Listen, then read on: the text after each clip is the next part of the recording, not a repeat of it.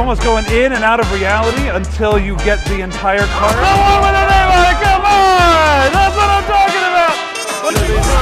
Come on! Oh my goodness, everybody! Oh, it's a love fest! I love it! All right. I love magic. That is easy to explain. So there I was, cards in hand, working on something crazy, and then suddenly, my brain did that thing. How can I create the most visual vanish of a card trapped between two others? And then it hit me. The method. A card appears, then disappears. That's a pretty solid plot. Here's what happens. You have someone pick a card, and then you have them sign it. Then you take their card and lose it right in the middle of the deck. Completely gone. Buried. Forgotten. Now you bring out two kings, and then something starts to happen. Slowly, visually, almost like we're watching a magic trick in a very expensive movie. Their card begins to appear between the two kings, and it keeps coming until finally, there it is, their signed card. Come on! That's what I'm talking about!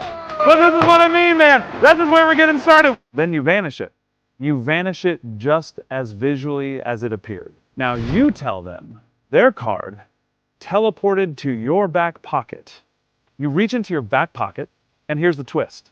It's not their card.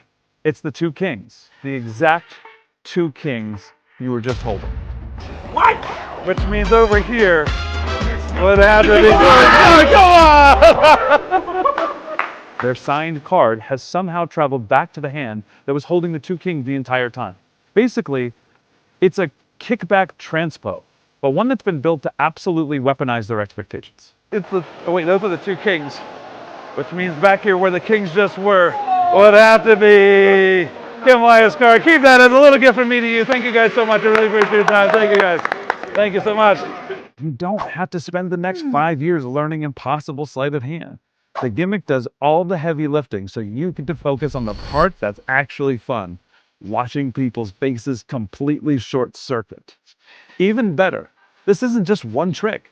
You'll learn multiple routines that let you make cards appear and disappear in ways that feel like real movie special effects happening in your hands. It's visual, it's practical, it's ridiculously satisfying. And fair warning, you may find yourself performing it in front of the mirror just because it looks so darn good. But don't worry, we've all been there.